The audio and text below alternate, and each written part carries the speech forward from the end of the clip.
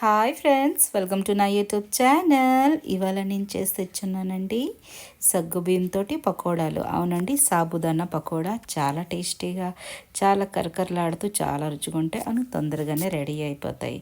చూడండి, దీనికి నేను ప్లేటింగ్ చేసి చూపిస్తున్నాను. దీనికి గ్రీన్ చట్నీతోటి మీరు సర్వ్ చేయొచ్చు. గ్రీన్ చట్నీ ఎలా చేయాలి నా ఛానల్లో ఉన్నది, మీరు వెళ్ళి చూడవచ్చు. చూడండి ఎంత బాగున్నాయో, కరకరలాడుతుండగా చాలా బాగుంటుంది. దీనికి ఈవినింగ్ స్నాక్స్ అయినా మార్నింగ్ టిఫిన్కైనా చేసుకోవచ్చు. తొందరగానే రెడీ అయిపోతాయి. అంటే నార్మల్ పకోడాలకేటి చాలా వస్తువులు కట్ చేయాలి, అన్నీ చాలా రకాలు. ఇది తొందరగానే రెడీ అయిపోతుంది. కొంచెం ఆనియన్స్ వేసుకుంటే చాలు, అంత టేస్టీగా అంత రుచికరంగా ఉంటుందండి.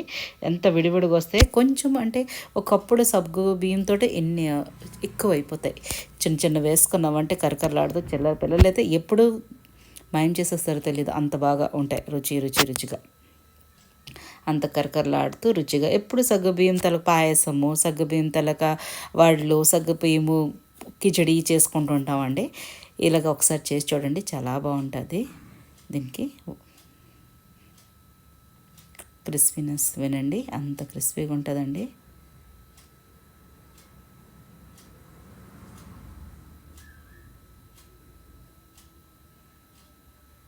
అంత టేస్టింగ్ ఉంటుంది. దీన్ని నేను తిని చూపిస్తాను. చాలా బాగుందండి.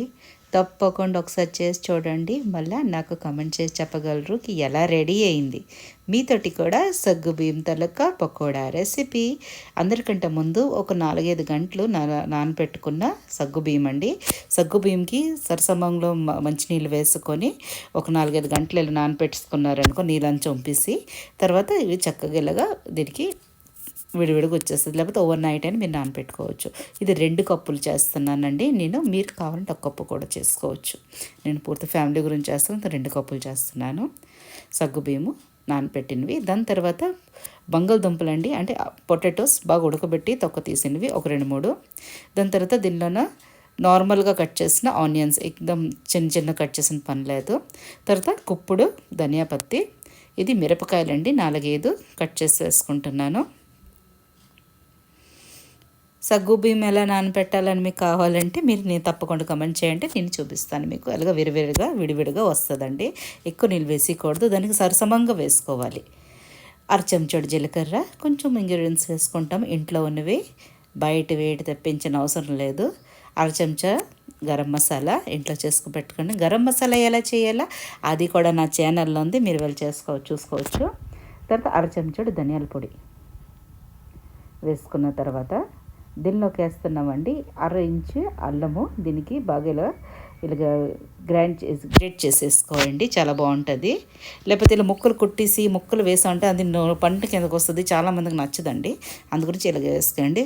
పేస్ట్ మాత్రం బిల్కుల్ వేసుకోవద్దు. ఇలాగే దీనికి గ్రేట్ చేసి వేసుకోండి. ఇలా గ్రేటర్ వస్తుంది కదా, అలాగా. తగినంత ఉప్పు మీ టేస్ట్ అనుసారం చూసుకొని వేసుకోండి. ఎంత ఉప్పు తింటారో మీరు, చాలామంది తక్కువ తింటారు, చాలామంది ఎక్కువ తింటారు. చూసుకొని బాగా కలిపిన తర్వాత దీన్ని కలుపుకుంటాం కదా పకోడాల పిండిలాగా, అప్పుడు దీనికి వేసుకోవాలి. దీనిలో వేస్తున్నానండి ఒక 2-3 చెంచాలు ఇది బియ్యం పిండి వేసుకుంటే కరకరలాడుతూ చాలా రుచిగా వస్తాయండి. అందుకే బియ్యం పిండి వేసుకోండి తప్పక. బియ్యం పిండి వేసుకుంటే చాలా సేపటి దాకా, అంటే మనం చాలా టైం మనం పకోడాలు చేసి పెట్టుకున్న దానికి సాఫ్ట్ కరకరలాడుతూనే ఉంటాయి. దీనికి చక్కగా ముందు కలుపుకుందాం. ఆలుగుండలు ఇలాగ ఉన్నాయి కదా, దీన్ని చక్కగా పిసుక్కుంటూ చక్కగా కలిపేసుకుందాం. ఎక్కువ నీరు వేసిన అవసరం లేదు, ఎందుకంటే సగ్గు బియ్యంలోనే తేమ ఉంటుంది. మళ్ళీ ఆలుగుండలోని అంటే బంగాళదుంపలోని ఉంటాయి కదా, పొటాటోలోని ఇంకా నీరులాగా. అందు గురించి దీనికి కొంచెం కలుపుకోండి. 1 కప్పుడు పిండి తీసుకుంటాను, చెనం పిండి. ఇది సగం వేస్తానండి, మనం చూసుకొని వేసుకుంది. ఎక్కువ వేసుకున్నా మన శనగపిండి రుచే వస్తుంది, అంటే శనగపిండి కానీ మనం చేస్తుంది సాబుదానా పకోడా కదా, అందు గురించని దీనికి వేసుకున్నాను. ఇలా కలుపుకుంటూ నాకైతే సరిపోయింది 1/2 కప్పుడు. మీకు కానీ చాలకపోతే మీరు పూర్తిగా 1 కప్పుడు వేసేసుకోండి. అంతేనండి. చూడండి, ఇలా బాగా దగ్గరగా ఇలాగ కలిపేసుకోండి. వెళ్దామా గ్యాస్ తరఫు. ఇదండి గ్యాస్ పైన నేను ఆయిల్ వేడి చేయడానికి పెట్టాను, కొంచెం ఎక్కువ తీసుకోండి. పకోడాలు చేయడానికి. దీన్ని బాగా వేడి చేసుకోండి. చిన్న మంట మీద పెట్టేశారంటే సగ్గుబియ్యం కదా, నూనెలో వేయగానే పకోడాలు నూనె లాగేస్తుంది. అందు గురించే బాగా కాగిందాక కాగించుకోండి ఆయిల్. దాని తర్వాత ఈ పకోడాలన్నీ చూపిస్తున్నాను చూడండి ఎలాగ వేయాలి. ఇలాగా చేతితో పట్టుకొని కొంచెం కొంచెం చిన్న చిన్న వేసుకుంటే చాలా బాగుంటాయి. చిన్న చిన్నవి ఇలా చేతితో పట్టుకొని ఒక్కొక్కటి వేసేసుకోండి. మీకు కానీ చేతితో వేసుకోవడం ఇష్టం అండి, లేకపోతే బిగినర్ అయితే వేసుకోలేరు కదా, వాళ్ళ పిల్లలు చిన్న ఇప్పుడు పిల్లలు మీరు స్పూన్ పెట్టేసి చిన్న చిన్నవిలాగా వేసుకున్న చాలా బాగుంటాయి. ఇలాగా మనం ఎంత కడాయిలోనే వస్తే అన్నీ వేసేసుకోండి. మీరు అంటారా దగ్గరగా అంటిస్తాయంటే అంటిస్తున్నా అండి, తీసేటప్పుడు దీనికి వేరేగా అయిపోతాయి. టెన్షన్ తీసుకున్న అవసరం లేదు, అంటినా దాని వేరేగా అయిపోతాయండి. మీకు కన్నా వీడియోస్ నచ్చినట్టుగైతే ప్లీజ్ లైక్ చేయండి, షేర్ చేయండి, సబ్స్క్రైబ్ చేయండి, కమెంట్ చేయడం మాత్రం మర్చిపోద్దే. ఎలా రెడీ అయింది మీతోటి కూడా సగ్గుబియ్యము పకోడా రెసిపీ. తప్పకుండా ఒకసారి చేయండి, చాలా బాగా నచ్చుతుంది మీకు. ఈవినింగ్ స్నాక్స్కైనా మార్నింగ్ టిఫిన్కైనా చాలా బాగుంటాయి. తొందరగానే రెడీ అయిపోతాయి. తక్కువ సగ్గుబియ్యంతో ఎక్కువ పకోడాలు రెడీ అయిపోతాయి.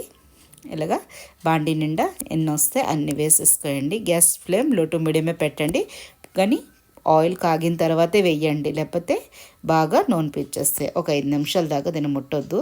దాని తర్వాత దీనికి ఫోక్ తోటైనా చెంచాతోటైనా దీనికి కొంచెం అల్లడి పల్లడి చేసామనుకో బాగా కాగిపోతాయి. ఎర్రపూ రంగు వచ్చిన దాకా దీనికి వేగనిద్దాం. అప్పుడే కరకరలాడుతూ చాలా టేస్టీగా ఉంటాయండి. టేస్టీగా ఎక్దం కరకరలాడుతూ పిల్లలు ఇంకా చాలా ఇష్టం తింటారు. దీనికి ఇలాగా అల్లటి పల్లటి చేసుకొని కొంచెం ఎరుపు రంగు వచ్చిన దాకా కాగనివ్వద్దాం. బాగా చూడండి, చాలా బాగా వస్తాయి, చాలా రుచిగా. ఇలాగ నేను తీసేసి ప్లేట్లో వేయడమే మా వాళ్ళు మాయం చేసేస్తున్నారు, అంత రుచిగా ఉంది. మళ్ళీ చేయి అంటున్నారు. చేస్తాను రా బాబు, నాకు ఇంకా పని ఉంది, అందు గురించి చేయలేదు ఎక్కువ. ఆ 2 కప్పులు చేసేటికి అయిపోయినాయి అవి. బస్ ఒక 5 నిమిషాల తర్వాత దీనికి అల్లటి పల్లటి చేసిన తర్వాత చూడండి ఇలాగా బాగా ఎరుపు రంగు కాగనివ్వాలి. దీనికి సాస్ తోటైనా నేను చెప్పిన గ్రీన్ చట్నీతోటైనా దేనితో తినొచ్చు, లేకపోతే టీ తోటి తిని చూడండి, చాలా బాగా అనిపిస్తుంది మీకు. అలాగా చక్కగా కాగిపోయినాయి, దీన్ని తీసుకుందాం. దీన్ని బాగా చక్కగా జల్లెడలా ఉంటుంది కదా, దీనిలో తీసేసుకుంటే ఎక్కువ ఆయిలింగ్ అబ్జర్వ్ చేయదండి. బియ్యం పిండి వేస్తున్నాం కదా, అది కూడా మళ్ళీ ఎక్కువ హై ఫ్లేమ్లో బాగా వేపన్నాం కదా, దాని నుంచి ఆయిలింగ్ అబ్జర్వ్ చేయదు. లో ఫ్లేమ్లో వేపితే మాత్రం ఆయిల్ మాత్రం పీల్చేస్తుంది సగ్గుబియ్యము. అంతేనండి, దీన్ని బాగా అయిపోయింది, తీసిస్తాం. మళ్ళీ స్పూన్ తోటి చూడండి ఎలాగ వేయాలి, అలా చూపిస్తాను. చిన్న చిన్న పోర్షన్ తీసుకొని స్పూన్స్ తోటి మళ్ళీ బాగా వేసేసుకోండి. నేను స్పూన్ తోటి నెక్స్ట్ది వేస్తాను, ఎందుకంటే గడికి చేయిలు కడుక్కోవడం బెజారింగ్ అనిపిస్తుంటుంది. అందుకు స్పూన్ తోటి ఎలుగలు వేసేసాను, స్పూన్ అలాగే ఉంటుంది, బాగా కాగిపోతాయి ఇంకా చక్కగా. చిన్నవే బిగినర్ చిన్నపిల్లలే అంటే ఆడపిల్లని మగపిల్లని వేసేయడం చూస్తే వాళ్ళు జడుస్తారు నూనె.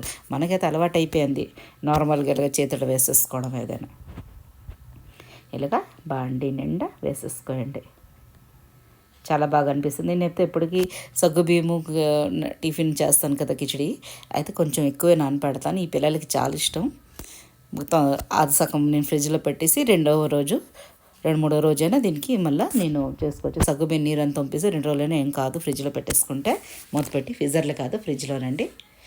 నీళ్ళు మాత్రం వంపేసుకోండి, పూర్తిగా వంపేసిందా ఫ్రిడ్జ్లో పెట్టుకుంటే అది 2 రోజుల తర్వాత అయినా మళ్ళీ పకోడాలు తేవుకోవడానికి రెడీ అయిపోతుంది. అంతేనండి, నేను 2వ బ్యాచింగ్ తీస్తాను, ఇంకా 3వ బ్యాచింగ్ వేసేస్తున్నాను తొందరగా. ఎందుకంటే ఒక్కొక్క బ్యాచ్ వేసామనుకో ఫినిష్ అయిపోతే వెనుకోలుగా మరి ఉండదు, మనం లాగించిన వాళ్ళు తినేస్తుంటారు. అందు గురించి 2వ 3వ బ్యాచింగ్ రెడీ అయిపోయింది. Thanks for watching.